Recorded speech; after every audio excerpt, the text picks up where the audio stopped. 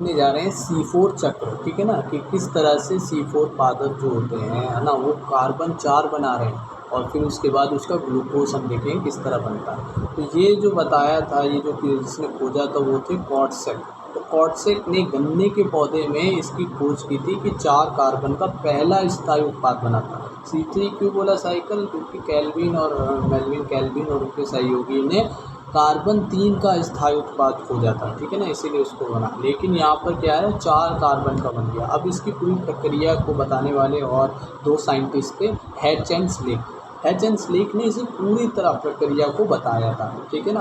अब C4 पादप में जो ज़्यादातर जो होते हैं वो एक बीजपत्री, जिसमें गन्ना, ज्वार, मक्का, ठीक है, में मिलते हैं तथा यह उष्णकटिबंधीय क्षेत्रों में मिलते हैं, यानी कि ऐसे क्षेत्रों में जहाँ पर गर्मी अधिक होती है, जो कि मध्य रेखा हमारी जो होती है उसके आसपास के क्षेत्र होते हैं, उष्णकटिबंधीय क्षेत्र, ठीक है ना, एक बीजपत्री में होते हैं ज़्यादातर। अब इनमें विशेष प्रकार की शारीरिकी मिलती है, ठीक है ना, जिसे क्या बोलते हैं, क्रेंज शारीरिकी, क्रेंज एटोनॉमिक बोलते हैं, ठीक है ना। इसमें विशेष प्रकार की C4 पादपों में शारीरिकी मिलती है, क्रेंज एनाटॉमी बोलते हैं, ठीक, क्रेंज शारीरिकी। अब होता क्या है, देखो भाई, हम तुलना करेंगे C3 पादप और C4 पादप की, ठीक है ना। C3 पादप में क्या हम देखते हैं कि भाई पादप है, उसमें हम लीफ में हम क्या कराने वाले हैं, जो हमारी प्रकाश आप प्रकाश दोनों होने वाली है, तो उस लीफ की पर्ण मध्योते कोशिका में होती है, ठीक है ना। जैसे कि यहाँ पर देखो, ये हमारी बात त्वचा, फिर मध्य शिरा। अब मध्य शिरा में क्या रहता है भाई, जाइलम और फ्लूम रहते हैं, ठीक है ना, याद है ना, जाइलम और फ्लूम रहते हैं। तो उसी मध्य शिरा के बगल में क्या रहती है, हमारी पर्ण मध्योतक कोशिकाएं होती हैं, मीजोफिल सेल होती है। उसी मीजोफिल सेल में हरित लवक की, उसमें क्या होती है हमारी ये प्रकाश और अप्रकाश अभिक्रियाएँ होती हैं, जिससे हमारा ग्लूकोज बनता है, ठीक है ना, और ऑक्सीजन निकलती है।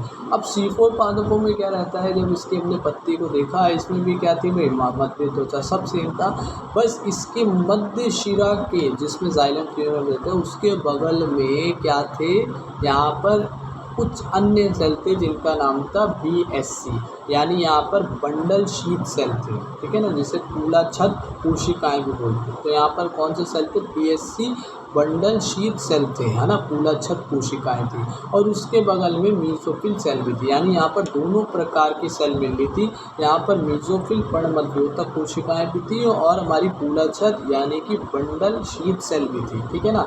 अब ये दोनों आपस में कनेक्टेड रहती हैं एक प्लाज्मोडेस्माटा से, ठीक है ना, ये भी चीज़ याद रखना। अब देखो यहाँ पर इनमें तुलना करेंगे भाई, इनमें क्या क्या फ़र्क रहता है। सबसे पहले देखो भाई, क्या इनमें हरित लवक नहीं होगा? नहीं होगा हरित लवक, हरित लवक है, परंतु यहाँ पर जो हमारी BSC है उसके अंदर क्या नहीं है, ग्रेना नहीं है, इसीलिए इसे आग्रेनल बोलते हैं। लेकिन ग्रेना नहीं है, पर इसमें क्या है, हमारी पीठिका पटलिका, जो हमारी स्ट्रोमा लैमेला थी, वो है। तो यहाँ पर भी स्ट्रोमा लैमेला है, तो वहाँ पर क्या हो सकता है, क्योंकि वो नॉन एप्रेस्ड हमारे हैं, यानी कि इसमें PS1 है, तो PS1 क्या करते हैं, हमारे PS1 सिस्टम जो रहते हैं, पहला जो काम करते हैं वो ATP बनाते हैं, यानी ATP यहाँ पर बनेगी, और ATP कितनी बनाएंगे नॉन एप्रेस्ड वाले, 12 ATP बनाते हैं, है ना। अब दूसरा जो है, उसमें हमारा जो ये वाले हैं मीजोफिल सेल वाले, पर्णमध्योतक वाले, उसमें हरित लवक है, उसमें ग्रेना भी है, और उसमें क्या होगी, दोनों प्रकार की हमारी साइक्लिक और नॉन साइक्लिक फोटोस्पोरलाइजेशन होगी, ठीक है ना। तो उसके बाद उसमें 18 ATP बनेगी और 12 NADPH बनेगी, जो कि हम देख चुके हैं, ठीक है ना, और OT भी निकलेगी, H2O का गठन भी होगा, यानी कि प्रकाश अभिक्रिया यहाँ पर संपन्न होगी, ठीक है ना, वहाँ पर प्रकाश अभिक्रिया नहीं संपन्न होगी। और यहाँ पर जो कुल जो बनेंगे वो कितने बन जाएंगे, 30 ATP और 12 NADPH, जो यानी यहाँ पर इतने बनेंगे, ठीक है ना। अब उसके बाद हम देखेंगे यहाँ पर ग्लूकोज कैसे बनेगी। तो सबसे पहले देखो भाई, मीजोफिल सेल में शुरुआत होगी, ठीक है ना। क्या होता है, मीजोफिल सेल में जो कार्बन डाइऑक्साइड है वो जुड़ती है। पहले हम C3 पादपों में किससे जोड़ते थे, RUBP से, तो किसको काम करता था, कार्बोक्सीजनेस का कार्बोक्सीडेशन करवाता था। लेकिन यहाँ पर हम CO2 को जोड़ते हैं किससे, PEP से, यानी यहाँ पर इसका ग्राही कौन है, फॉस्फोइनॉल पायरुवेट। और ये फॉस्फोइनॉल पायरुवेट याद है कार्बोक्सीजिन क्या नाम है उसका, कार्बोक्सिलीकरण में यूज़ हुआ था, है ना, जो कि हमारा क्या था वायवीय शोषण में था। इसके 10 चरण थे, 9वां चरण हमारा पीपी था, है ना। उसके बाद हमारा क्या बनना था, उसके बाद हमारा बन रहा था पायरुविक एसिड, ठीक है ना।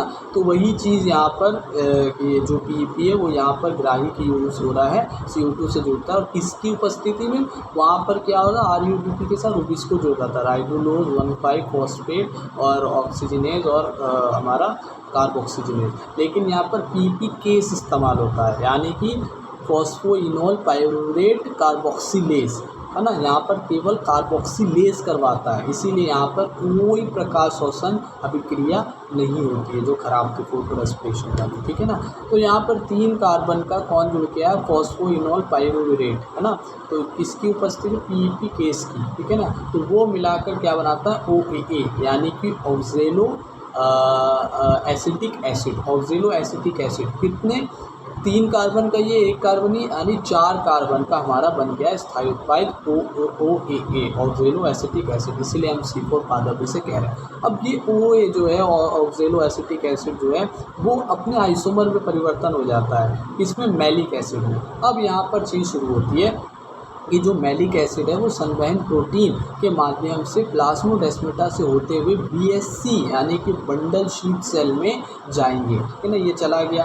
अब यहाँ पर मैलिक एसिड जो है मैलिक एसिड जो है अब पायरुविक एसिड में बदल जाएगा, जो हमारा PP यानी फॉस्फोइनॉल पायरुवेट का अगला भाग था, यानी कि पायरुविक एसिड, ठीक है, उसमें बदल गया और CO2 में टूटेगा। क्योंकि ये 4 कार्बन का था, 3 कार्बन का तो हमारा पायरुविक एसिड हो गया और 1 कार्बन का हमारा CO2, तो इन दोनों में ये टूट गया। कौन, हमारा जो हमारा मैलिक एसिड था, ठीक है ना। कहाँ पर टूटा ये हमारा, ये इस वाली सेल में, कौन सी, BSC यानी कि बंडल शीट सेल में, ठीक है ना। तथा अब यह पायरुविक एसिड जो है दोबारा क्या जाएगा, मीजोफिल सेल में जाकर PP का निर्माण कर देगा, यानी कि यहाँ पर पुनरुत्पादन, रीजनरेशन हो रहा है। पहले तो हमारा क्या हो गया, पहले हमारा ऑक्सीजनेशन हो गया, फिर उसके बाद क्या हो गया, अपचयन हो गया, यानी कि क्या बन गया, पायरुविक एसिड बन गया। अब रीजनरेशन हो रहा है, यानी कि दोबारा PP जा रहा है। जैसे कि हमारा किस में हुआ था, C3 पादप में हुआ था कि जो हमारा RUBP है वो बन गया था हमारे 5, जो हमारा फ्रुक्टोज था जो बच गया था, ठीक है ना, उससे। तो इसी तरह से यहाँ पर रीजनरेशन हो जाता है। और इस रीजनरेशन के लिए देखो 12 ATP का इस्तेमाल होता है, क्या 12 ATP का। अब वहाँ पर भी ये चीज़ बताना मैं भूल गया था, याद रखना, ठीक है ना, कि वहाँ पर जो इस्तेमाल होता है रीजनरेशन में कितनी ATP का इस्तेमाल होता है, 8 ATP का, ठीक है ना। और जो बाकी जो ATP है 12 ATP 12 NADPH का इस्तेमाल होता है अपचयन में।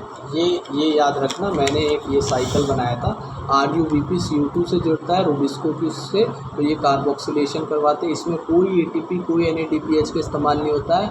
लेकिन जब रिडक्शन होता है अपचयन में 12 ATP 12 NADPH होते हैं, है ना, इसका इस्तेमाल होता है और फिर 3 PGL बनता है और फिर इसका क्या होता है, रीजनरेशन होता है और फिर ये ग्लूकोज बनता है और इसमें इस्तेमाल आती है 6 ATP और RUBP दोबारा बन जाता है। तो इस तरह से रीजनरेशन हुआ। और यहाँ पर यानी कि C3 पादपों में कुल कितनी ATP का इस्तेमाल हो रहा है, 12 और 6 कितनी, 18 ATP और 12 NADPH का। लेकिन यहाँ पर देखो क्या होगा, यहाँ पर देखो भाई, सबसे पहले तो ये रीजनरेशन हो गया कि जिसमें पायरुविक एसिड से मीजोफिल जाकर PP दोबारा बन गया और 12 ATP इस्तेमाल हो गई।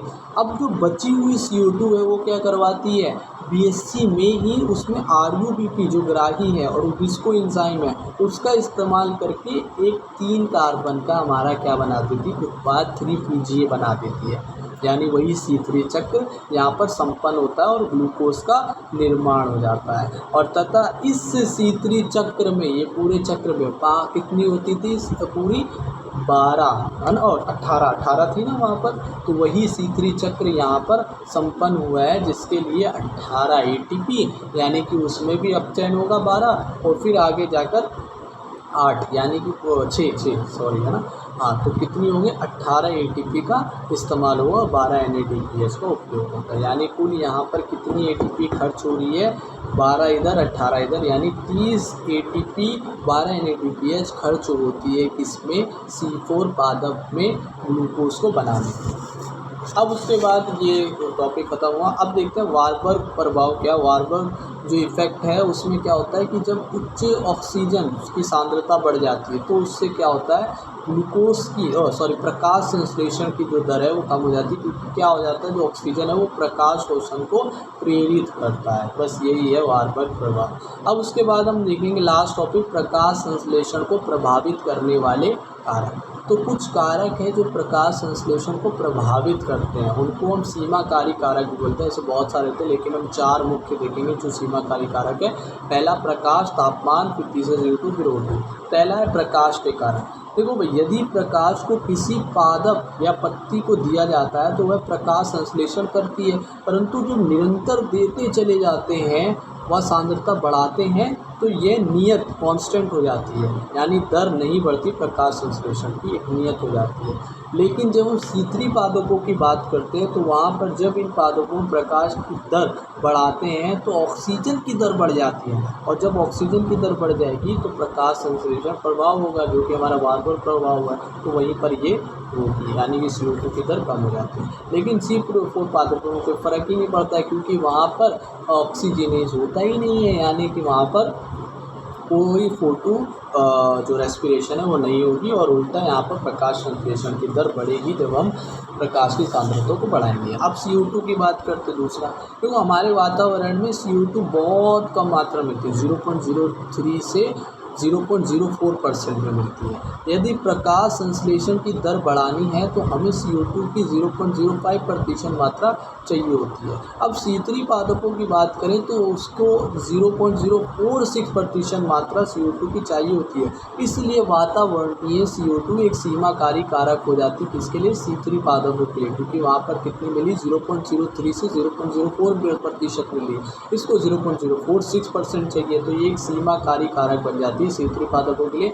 परंतु C4 जो पादप है वो पूर्ण रूप से वातावरण से संतुष्ट है, क्योंकि उसकी जो होती है 0.03 से 0.4 ही होती है, ठीक है ना, तो CO2 ही चाहिए होती है इस वजह से। अब तापमान का प्रभाव देखेंगे। तापमान जो है C3 पादपों में तापमान झेलने क्षमता जो होती है वो बहुत कम होती है, 20 से 25 डिग्री होती है, ठीक है ना। लेकिन C4 पादपों में तापमान क्षमता अधिक होती है, 30 से 40 डिग्री होती है, तो ये ज़्यादा अनुकूल है C3 से। अब जल देखो, जल जो है ये कई प्रकार से पादप कोशिका के लिए आवश्यक होते हैं, बहुत सारे प्रकार उससे होते हैं, ठीक है ना, जल में से।